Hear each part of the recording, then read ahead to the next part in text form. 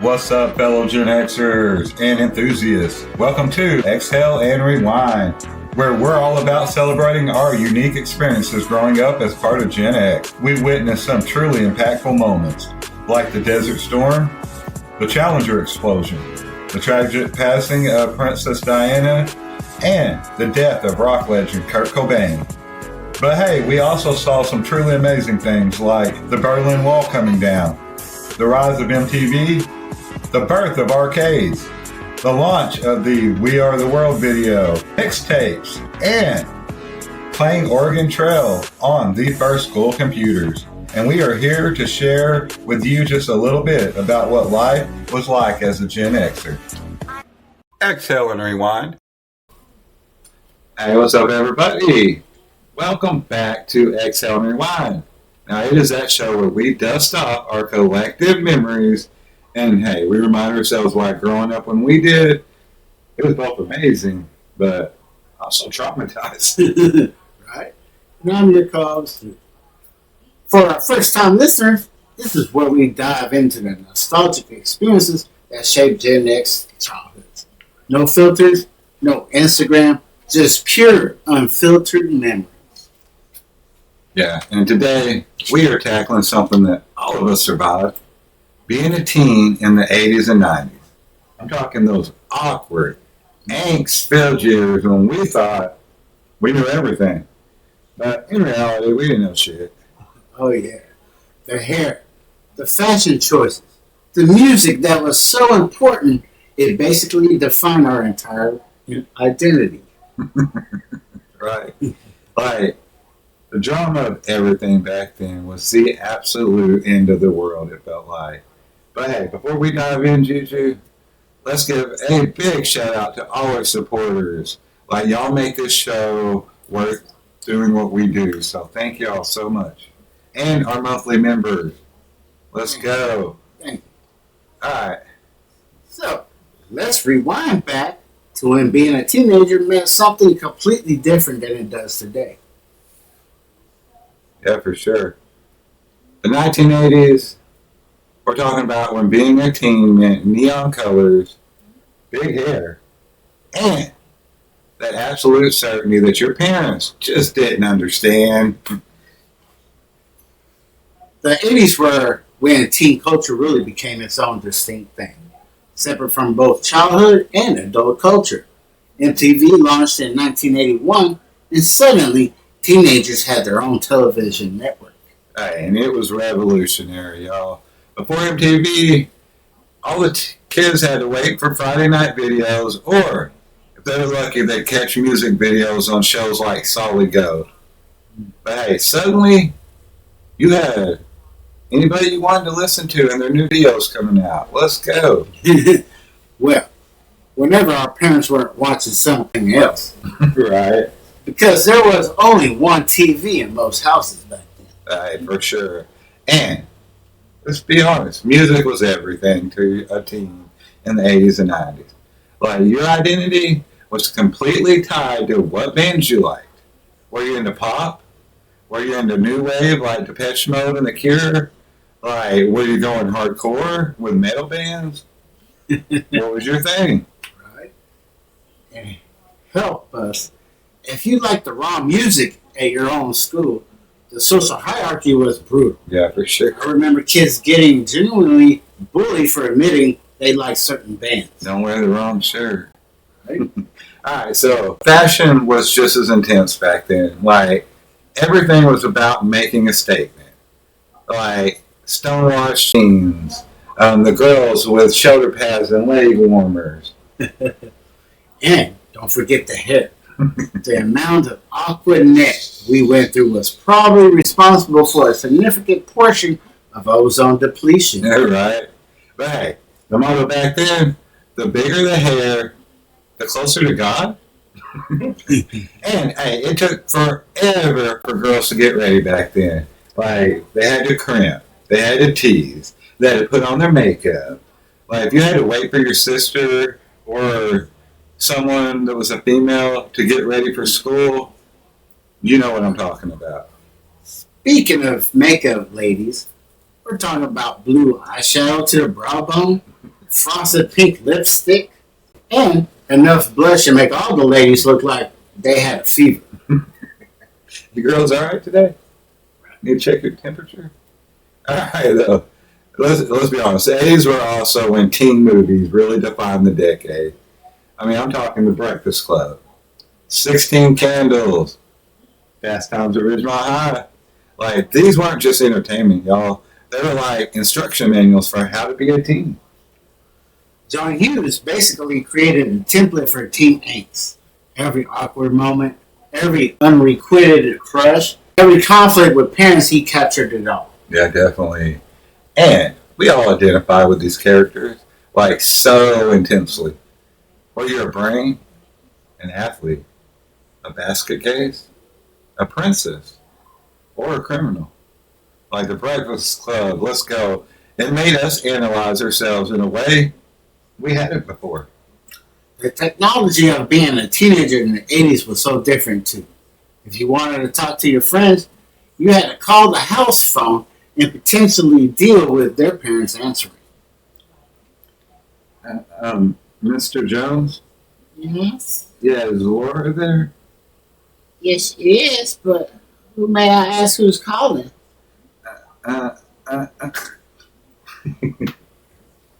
Yeah, anyway.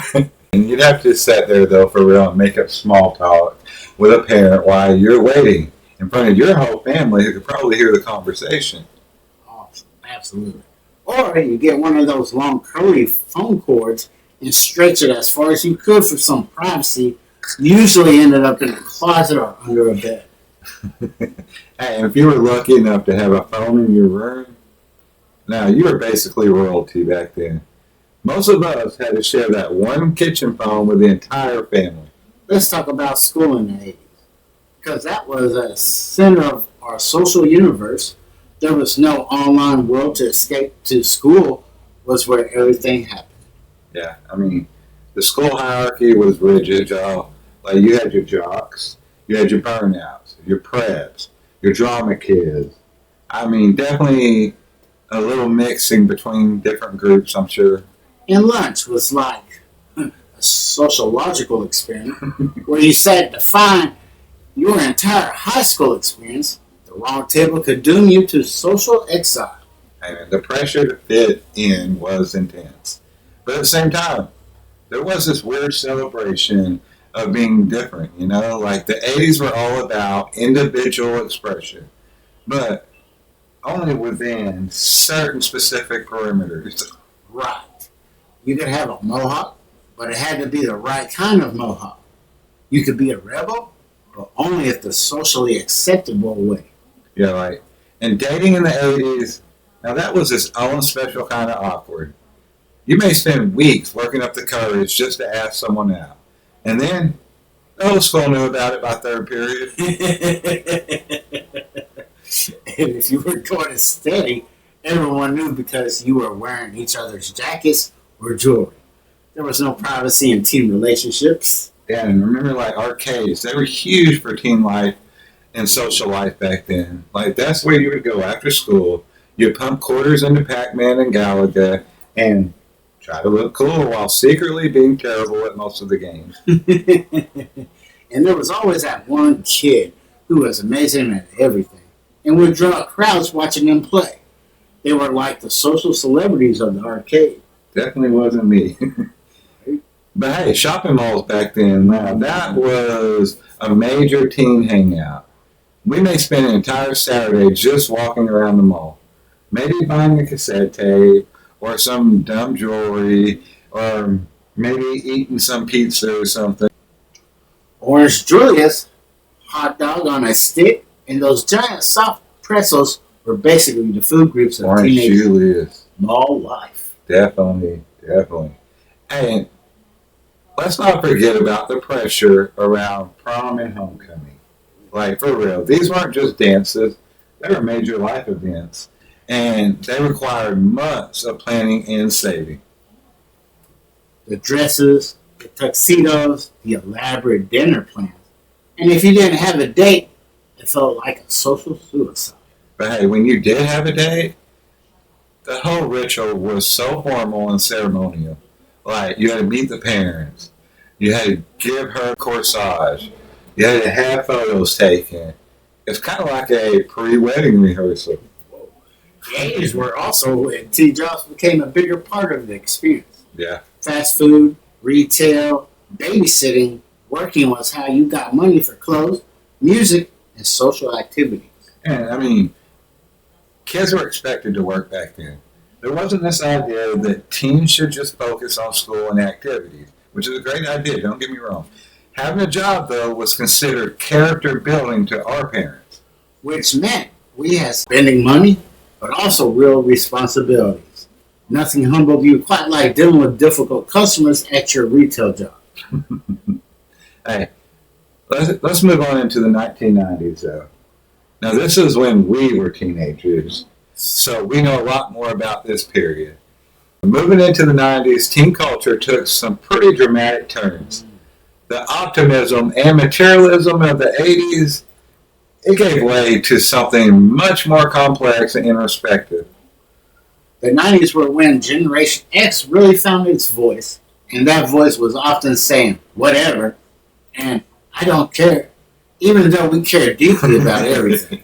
Yeah, and that's the time grunge music exploded and completely changed what it meant to be a teenager. Like, suddenly caring too much about your appearance, it wasn't cool. Nirvana, Pearl Jam, Soundgarden, these bands made it okay to be angry, depressed, and confused. Kurt Cobain became this reluctant spokesperson for a generation that felt pretty disillusioned. Yeah, definitely. And this is when the fashion really shifted dramatically, too. Like, out went those bright neon colors and structured looks of the 80s. And before you know it, everybody's wearing a flannel, ripped jeans, and those Doc Martens. Oh, yeah. Looking deliberately sloppy became a fashion statement. The more you looked like you didn't care, the cooler you were. 100. And let's talk about the hair back then. Like, we went from mohawks and teased hair in the 80s to that bedhead look in the 90s. Or you spent forever trying to get that perfect I just woke up look. Never had that. Anyway, the 90s also brought us alternative music. Like, it was a rise of indie culture. R.E.M., Radiohead. Like, these bands made being intellectual and moody seem kind of cool. And rap and hip hop were becoming more mainstream for suburban teenagers. Suddenly, kids in the suburbs were listening to NWA and Public Enemy. Yeah, 100. Which created some interesting cultural tensions at the time that probably we're still working through today. Yeah, boy! Technology was starting to change the teenage experience in the 90s too. By the mid-90s, some of us had pagers, and by the end of the decade, cell phones were becoming more common. Yeah. Those early cell phones, like, they were these huge bricks that you could only use for emergencies because each minute was like a bill. The internet started becoming a thing for teenagers in the 90s too. AOL Instant Messenger launched in 1997 and completely changed how we communicated. Yeah, suddenly you could talk to your friends without your parents listening in. Like, AIM conversations, that's like social media before social media existed, let's be honest. And you could be whoever you wanted to be online. Your screen name was like your identity, carefully chosen to reflect how you wanted the world to see you. That's right. Had a lot of, like, jump balls 360 and yeah, we were real creative.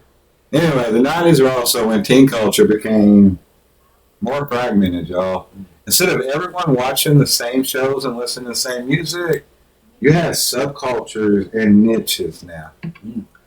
You had your ravers, your goths, your skaters, your computer nerds, and each group had its own music, fashion, and hangout spots. And also there was kids like me that kind of touched on a lot of those different groups, you know. And MTV was still huge in the 90s, but shows like Beavis and Butthead and Daria, like it really captured that cynical, sarcastic spirit of 90s teens. Daria was like an anti-teen show. Right. Finally, a character who wasn't trying to be popular or fit in, who was smart and sarcastic and didn't apologize for it. Yeah, great show. Talk about movie culture then. Like, the 90s was different. Something we cover a lot of our shows on Mike and Juju's Movie Corner are from the 90s. If they're not, they're from the 80s. Like Clueless, Reality Bites, Singles. Like, it was okay to be young and confused, you know? Yeah. And the music was so diverse. You could be into grunge, pop punk, hip hop, electronic dance music, or that weird alternative rock that was hard to categorize. Yeah, and like Lollapalooza became this traveling festival that all of a sudden brought all these different types of music together, and suddenly being eclectic was not cool, y'all. The 90s were also when teen jobs became more about saving for college than just having spending money. The cost of education was starting to rise, and parents were talking about it more. Yeah, and speaking of college, like the pressure to get into a good school was ramping up around this time. Like the 90s were when being well-rounded became really important. Like you couldn't just get good grades. You had to have activities and volunteer on top of that. Which meant teenagers were busier than ever. Between school, work, activities, and trying to have a social life, we were pretty stressed out. Yeah, and the 90s were also when teen culture became more globalized. Like we were watching Japanese anime, listening to British bands, and we were being influenced in cultures from all over the world. And the fashion reflected that too. You might wear a vintage band t-shirt with cargo pants and platform shoes, mixing decades and styles in ways that would have been impossible in the 80s. Alright, let's talk about some of the specific moments and phenomena that define being a teen in these decades that we're talking about. Like, the things that, if you lived through them, you won't ever forget them, guys. No, you won't. Oh man, how about the Challenger explosion in 1986? I remember watching it in an elementary cafeteria and the whole place went silent. Yeah, it was a real defining moment for our generation. Like we use it in our beginning clip for this show. Like we were the first to really experience a national tragedy in real time. For some reason there were televisions in every elementary school of this one thing that happened and turned out to be tragic. And then there was the fall of the Berlin Wall Also in in our clip. 1989. Yeah. We were old enough to understand the historical significance, but young enough to feel like we were witnessing the end of the world as we knew it. Yeah. The 90s, they had their share of defining moments. Like O.J. Simpson trial basically stopped what everybody was doing for months.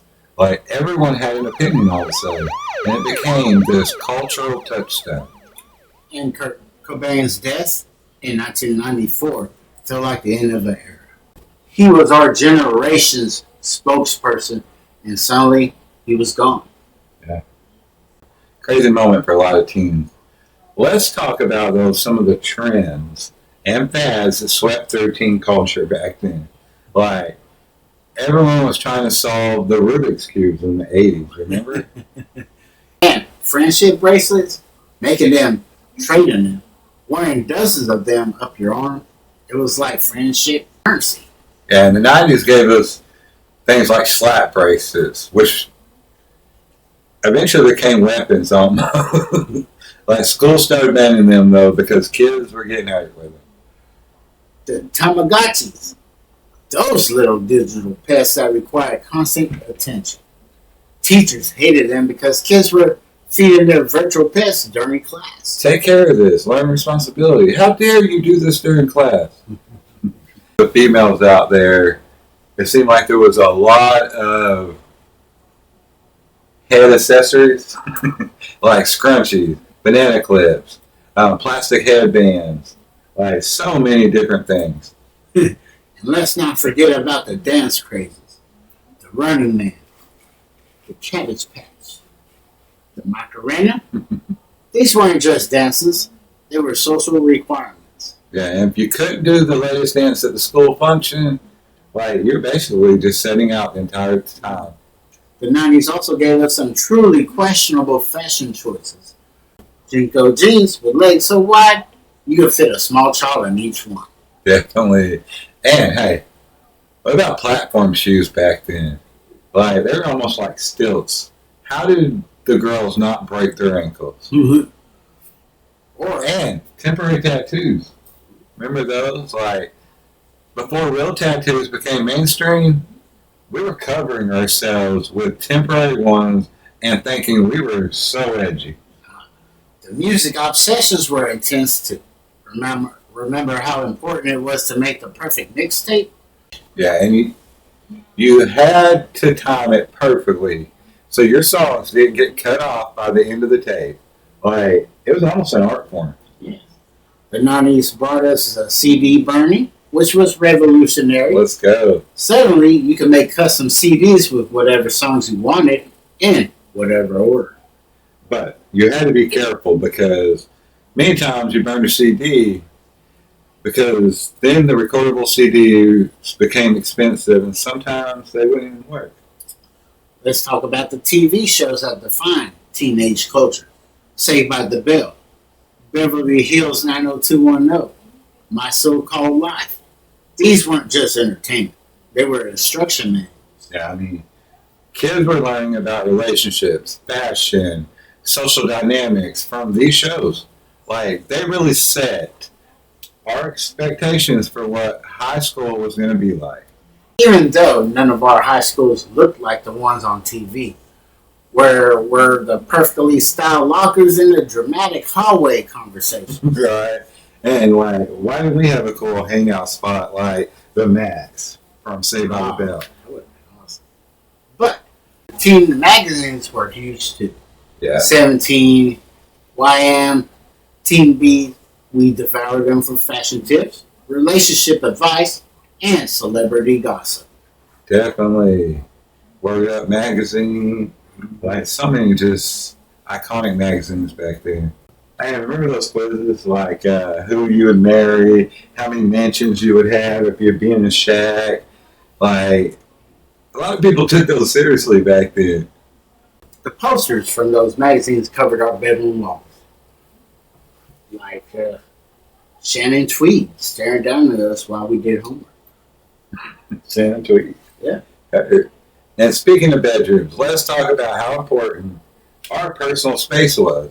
Like, your room was all of a sudden your sanctuary, your identity, and your escape from your siblings and parents. Let's be honest.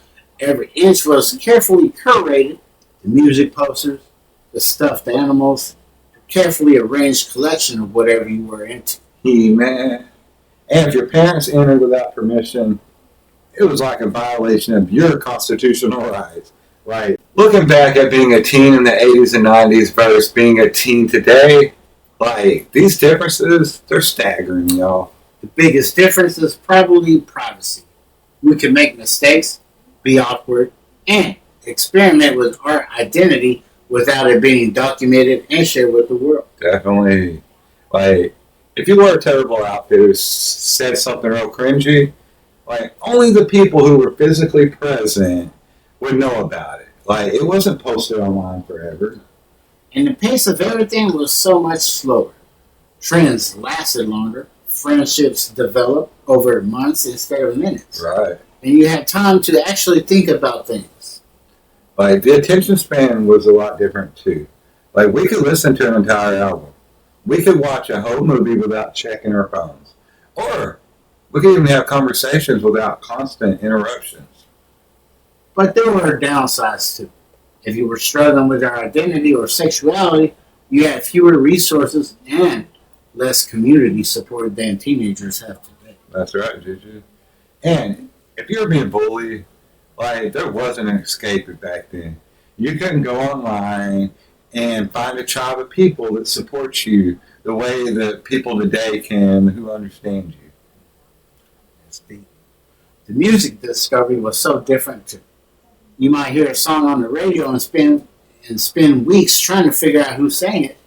Now you can Shazam it instantly. Right? But hey, there was also something magical about that mystery and that anticipation, y'all. Like finding a new favorite band, it felt like discovering buried treasure. Let's be honest. I think we were more present in our experiences too. Yeah. When we went to concerts, we watched the show instead of recording it. When we hung out with friends, we were actually there instead of half focused on our devices. Yeah, and at the same time, we were probably more isolated though in a lot of ways. Like if you lived in a small town and were interested in some little niche, you might be the only person for miles who shared that same interest. You didn't have the internet to run to. The financial pressure was different too. We could get by with a lot less money, but we also had fewer opportunities to make money as now. Yeah. And college, it wasn't like it is now. Like, it didn't dominate every decision you made from age 14 up until the time you graduated high school. I think there was something to be said for the constraints we had. Having to wait for things, having to plan ahead, and having to be more intentional about our choices. Though I definitely don't miss the inconvenience of having to coordinate with friends without cell phones, or trying to find information about anything that you need to know without the internet. Read a book. Read a book. Look in the dictionary. Look at a map. Authenticity was different too. We couldn't curate our image as carefully, so what people saw was more likely to be who we actually were, for better or worse. Right. It's been fun, but it's about that time to wrap it up. So, well, our trip through teenage time travel is coming to an end, and honestly, I'm feeling grateful we survived those years with our dignity mostly intact. mostly intact being the key phrase. Like, I think every generation looks back on their teen years with a combination of nostalgia and trauma. But there was something special about being a teenager in the 80s and 90s. We were the last generation to experience adolescence without the internet, but also the first to really have our own distinct youth culture. Right? And it's a wild west. Like, we were caught between the analog and the digital world, which did give us this unique perspective on the world of simplicity, but yet this new world of complexity. And despite all the awkwardness and angst, we turned out okay. We learned how to be resilient, how to entertain ourselves, and how to form real connections with people. Yeah. So, here's what we want. We want to hear from our listeners about your teenage experiences during these decades. Write into me, Loki. What trends did we miss? What memories still make you cringe? And what song instantly transports you back to being 16? So listen to me, Loki, and send us your stories on social media, and do not forget to tag us in photos that you are brave enough to share. Hey, and we promise to be nice. Mostly. All right, y'all. As always, huge thanks to all our supporters, our subscribers, and our monthly members who keep this show going. Like, your support means we can keep diving into these nostalgic rabbit holes together. Just dump it a rabbit hole. Anyway, don't forget to subscribe, leave a review, and tell your friends about the show, especially if they're fellow survivors of the 80s and 90s teenagehood. Definitely. Hey, next week, we're going to be tackling... Hey, you always try... No. You started this. I always try. Anyway, I guess you'll have to wait till next week to find out. I have a feeling, though, it may have something to do with Gen X. Anyway, until then, I am, as always, your boy and your host, Mike. I'm definitely your co-host, Juju. And hey, this has been X-hale Rewind, where we look back so we don't forget to look forward. That's right, y'all. Let's go. So, Mike, what was your most embarrassing teenage fashion choice? Oh, man.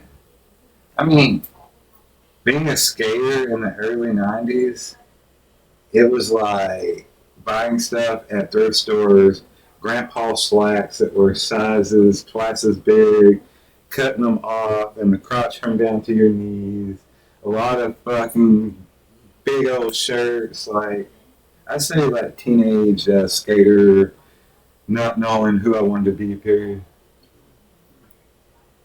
But there was also the rat tail. I didn't have mine as long as my brother did, but that was a pretty bad choice too. Rat tail. I completely forgot about those. I had bangs that were practically a separate entity from the rest of my hair. You still do. Anyway, the 90s and 80s were not kind to anyone's hair, Juju.